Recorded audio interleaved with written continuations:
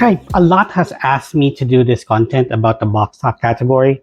Though I was reluctant at first since I'm not really racing or competing in this category. One of the main reasons why you would really find out, you know, during this video. But the main reason is actually I'm reluctant. It's because that I want this video to really stand out and to really have a winning formula. Not just any other Tamiya building video, but a deep dive to this category, the good and the bad. So stay tuned and please subscribe if you have not subscribed. And hey, please stay tuned. Hey, this is our box stock category with absolutely no modification, but checks all the boxes in terms of the excitement of the races, and also like your somewhat like an entry point to this Tamiya Mini 4-wheel drive hobby.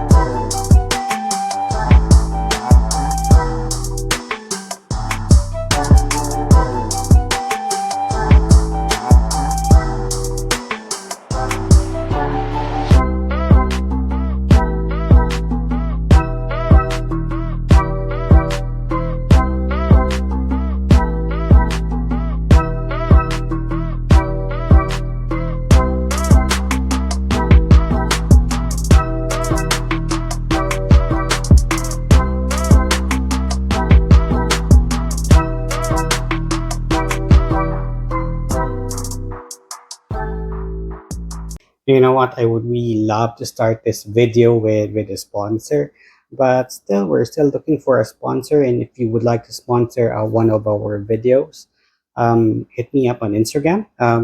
Let's talk there. I have said before, I really want to make all my videos stand out from the rest, not just any builds. So I was already thinking of like the winning formula for this category. But as hard as I could think of this winning formula, the challenge there is that it really differs. And one of the reasons why it really differs, it's because there are no standards on the actual rules and regulations. There's really nothing to really regulate this. Each racing center has their own set of rules. So they have their own house rules. Similar here in Bacolod. It's a different rules there in Cebu, different rules in Dumaguete, and I don't know with Luzon if it's the same. But mostly anywhere you would go, the Boxstock rules are completely different. I actually listed four basic difference of the Boxstock where it actually matters most, since, well, Boxstock, it's really out of the box. So that turns out that our first standard or our first category here is the standard Boxstock category, where everything is what you see on the box is exactly what you would need to build part by part. If you have some extras, you keep it exactly what is said on the instruction or the manual. So with this category, you are not allowed to mix and match the chassis to the wheel set. You would really need to stick to the standard gears. You cannot replace the chassis if there's a small crack. You can do just minimal repairs because repairing it could be already a modification of the chassis. Well, of course, when in Boxstock category or on the Boxstock category, you will not never be able to really modify anything about it. It's going to be, how do we say it, as is where is. So at the same time, if your chassis is broken, you will really need to buy or to look for this certain chassis. And chances are, if you're using the limited edition kits, well, the chassis will never be available to you. So this category is somewhat on the expensive side if you really think long term about it. But here's on the next one. It should be somewhat a bit more for you. Well, the next one here, it's somewhat very common here in Visayas, here in Bacolod, Dumaguete, and in Cebu as well. We have the open, somewhat like the open box stock, where basically it's similar to the standard. Of course, it's box stock. What else? Where you actually would pick a kit to mimic note, just mimic. You are allowed to mix and match the cowls, the chassis, down to the wheel set, but you would need to have a standard mimic. For example, like this one. This one is an open box stock.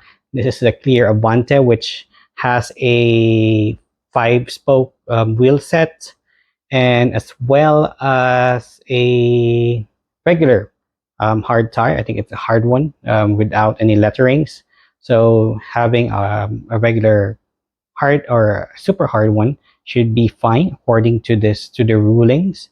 But this is actually one of the most satisfying things to really build up, since you're able to save a lot of money since you are able to buy what is available on the market. So that's why this is actually the most common one. Let me see. Well, on to the next one, which is actually one of the basic part of it, but also the most important one. The next one is the open gear box stock. It's not really a category. It's like a subcategory again. It's called open gears because you are allowed to mix up the gears, not really mix it up, but you could actually go out from the standard gears that came with the kit. As I mentioned before, with the standard box stock or open box stock, this could really go along with each other. Same with open gear box stock. This could go into the open box stock or to the standard box stock. Um, like I heard in Dumaguete, they are allowing this one, or they have the certain rules. We have the open gears. As long as your gears are the standard Tamiya gear ratios, like from the 3.5 down to the 3.7, 4 is to 1, 4.2, and so on until the 5.1, even 6.4, 6.2. As long as it is available on the kit and as long as it is a standard on that kit. You can't, well, I think Tamiya would really need to have a special gear for the MA and the MS. Yeah, it really needs a 5 is to 1 gear. They really need to release this. But then again, that's actually mostly it for the open gear category or the certain open gear mode.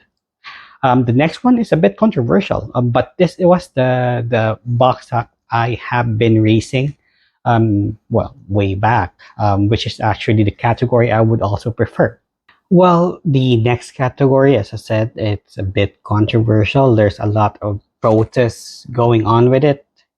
But honestly, this is actually one of the preferred category.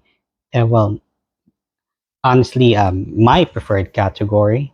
Not everyone, since there's a lot of protests. But they have been doing this uh, well for quite some time in the past. Well, actually, it's just the past couple of years since before the pandemic. But this category is the tuned box stock category. Yes, you heard it right. It's tuned. Aside except for the light touch, you can actually on this category you could actually use the torque tune 2, atomic 2, the rev tune and rev tune 2 only. You will not be allowed to use the stock motor. One of the reasons why this is actually a preferred category, well, in my opinion, it is because that, well, really limits the cheats on it. We all know that the um, Tamiya stock motors can be easily opened, and at the same time there are a lot of third party availables there, especially for the Mabuchi motor. The SMCs are okay. If they ever do decide, they should be just go out with the Mabuchi motor, since there's a lot available. I've seen some that are available really came from Mabuchi out of the factory, and the speeds are actually at around 1300 RPM. That's equivalent to nearly a Hyper Dash 2. Now, this tune category can be on the standard box stock or on the open box stock, or all over mixed together. This actually is combined with the open gear rules as well. I have spoken with some of the organizers here in Visayas. Some of them actually prefers this one, aside from limiting the cheats on the stock motor. This would actually allow all the chassis to have, or it will ensure that all the chassis across the board, ranging from the Super One going to the latest, which is the VZ chassis, to actually compete, since you are already allowed to use the tune motors. Well, technically, it's near the borderline of the pro stock category, but then again, I mean, it's really up to you. If you're like planning to start on this category, I would strongly suggest as well to really reach out to the racing center where you are planning to race with this category. It is because that they may have certain rules or certain house rules that may allow certain things or may not allow certain things. I mean, I've seen some, like for the F Super FM chassis, for the box stock. I'm talking about the box stock here. Okay, um, they would allow the non O-ring rollers to be put up front, and the one with the O-ring at the back. Well, I don't know which kit has that. I think the Gun Blaster Philippine Special, I think, has that, but there's no O-ring at the back. Well, anyways, it's up to you. But before we move on to the kits, since the kits are very important, again, check with the organizers or the racing officials if your setup is allowed before buying a kit. So if you're still with us, I mean, if you're still with us right now, please do subscribe and like our video if you deem it, likable, or even usable. So, onto our kits. Well, I know everyone is excited about the kits. I know that not all kits are made equal. Most of them have some major advantages compared to the rest, or to the regular ones. Anyways, before we go there, let's talk about batteries first. This should be quick. The most recommended batteries are actually Fujitsu, since Fujitsu has a higher voltage output compared to any other batteries.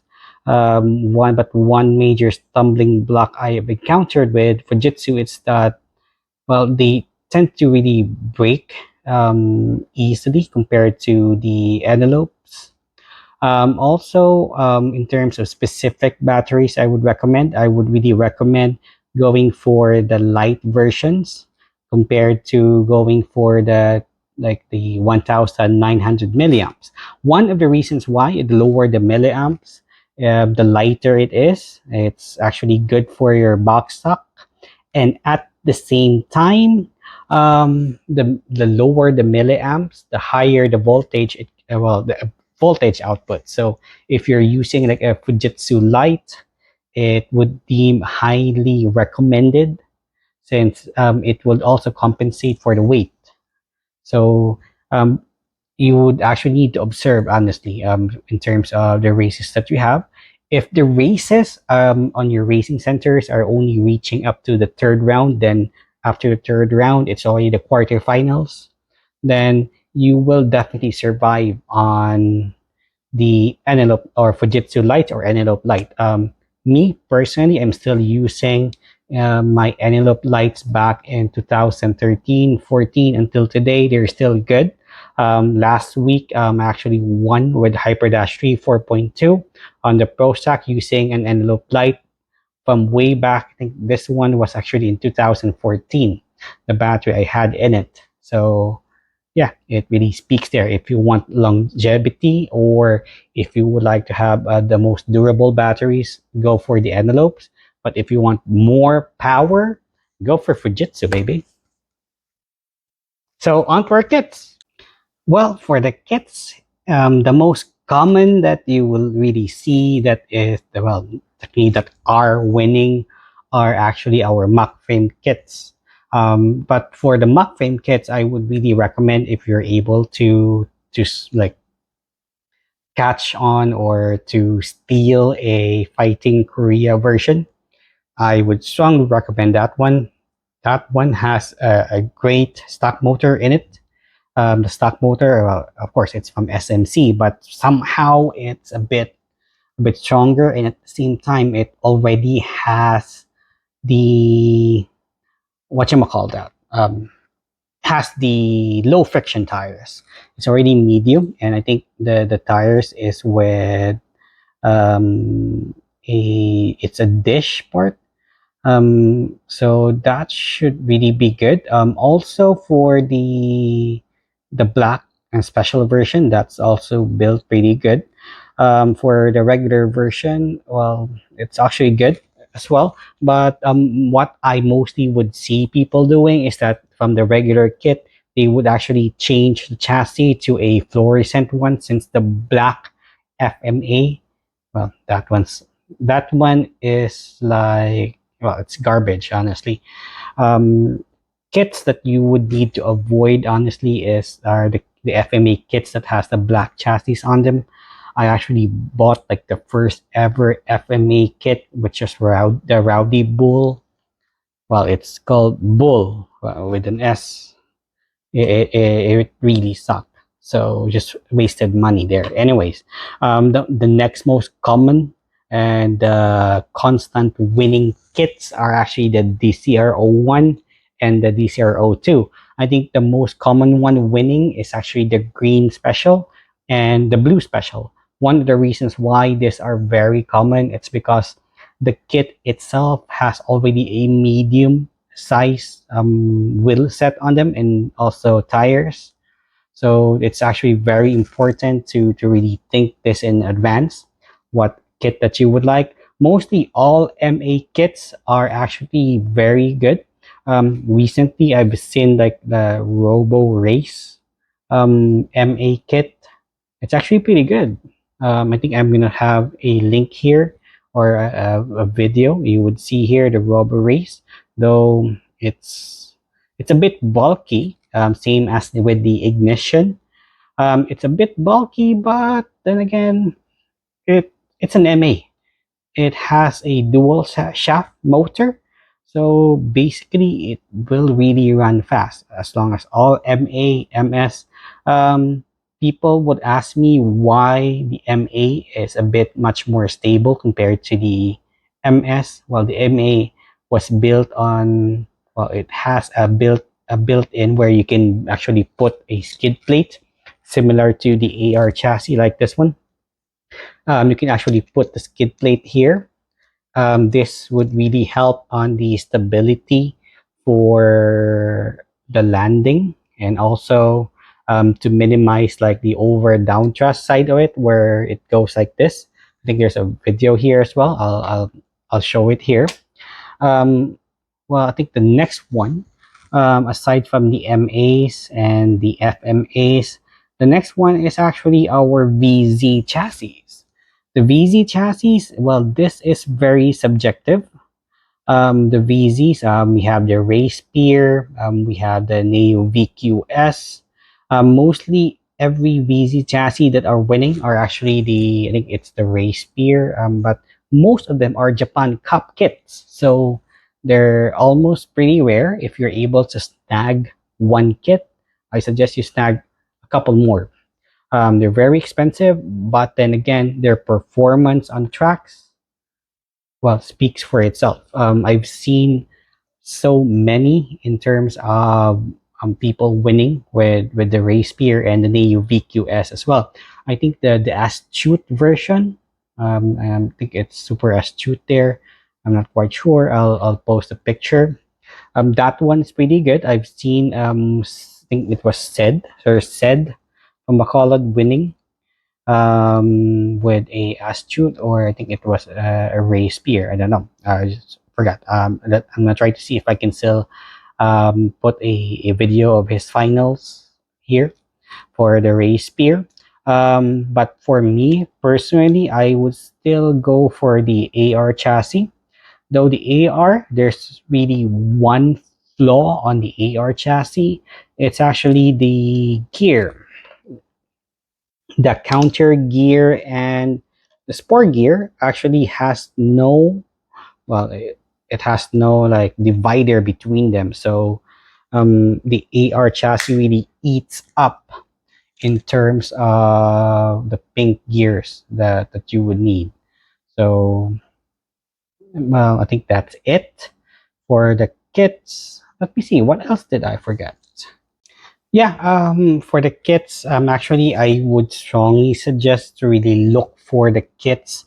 Um, Most of them would have a medium wheel set, but the wheel set that I would really recommend is actually the fin and the dish type. They have more balance. They're actually not really prone on bouncing on the tracks. Honestly, in terms of the slick tires, the higher hard and super hard, everything is mostly just the same at the end of it.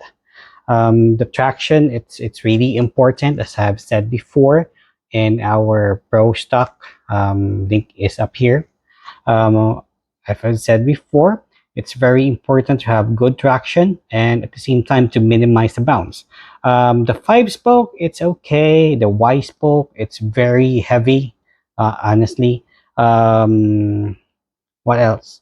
Yeah, the fin. If you're able to, like the Gazoo racing, Tamiya Gazoo, Toyota Gazoo version, it's actually it has a polycarbonate cowl. I've seen a lot that has already, like before it was during the pandemic we were racing. Yeah, but that's over. The Gazoo racing kit actually was very common to see week in week out going for the top three finishes. Well, it's Gazoo, right? Anyways, what else? Aside from the kit, yeah, the cowls, also avoid the cowls that are that bulky. I think for the MA chassis, if you're really thinking of the MA chassis, by the way, also don't be afraid to choose the large dia um, kits. I have seen racers in Cebu, their large dia kits on their box stock are actually performing very well. I'm actually on to gonna follow through on that one. I think this weekend I will be racing. Well, I'm gonna be coming back to the box stock category with a AR. I'm gonna be basing it on the Avante Orange Special. I still have a kit here available. Well, the kit it's very expensive. The cowl is expensive. The chassis is also expensive, but I think it's gonna be worth it. Anyways, I think that's mostly would be it. What else have we forgotten? We had the battery. We have the rules that really makes the difference. And well, I think that mostly would be it. So if you are still, again, if you're still with me, so I do thank you for um, really going up to the end. I know it's another long video, but I don't think it's going to be quite as long as our previous videos. But again, thank you for staying with me. If you haven't subscribed, please do subscribe. And if you deem this video likable, please do click on the like button. And thank you for continuing your support. And also, if you have reached until here, if you have understood and absorbed most of everything here, if you have I hope that this would give out a lot of positive insight on this hobby. And for our next content, I'm actually going to be doing a somewhat of a parody. I was hoping, but I would need actors for this one. It's going to be about the different type of racers. We have the clowns. Maybe are you the clown? Are you like an online racer? Or are you the master, or are you the seller? I would also would like to encourage everyone to send me like their videos of like the type of bracers that you have there. Maybe I could feature it on our next video. It's mostly would like it's gonna be like a parody for, well, the type of bracers that we have. So anyways, I do again thank you for staying up with me here, and again cheers and keep safe, and well, race on.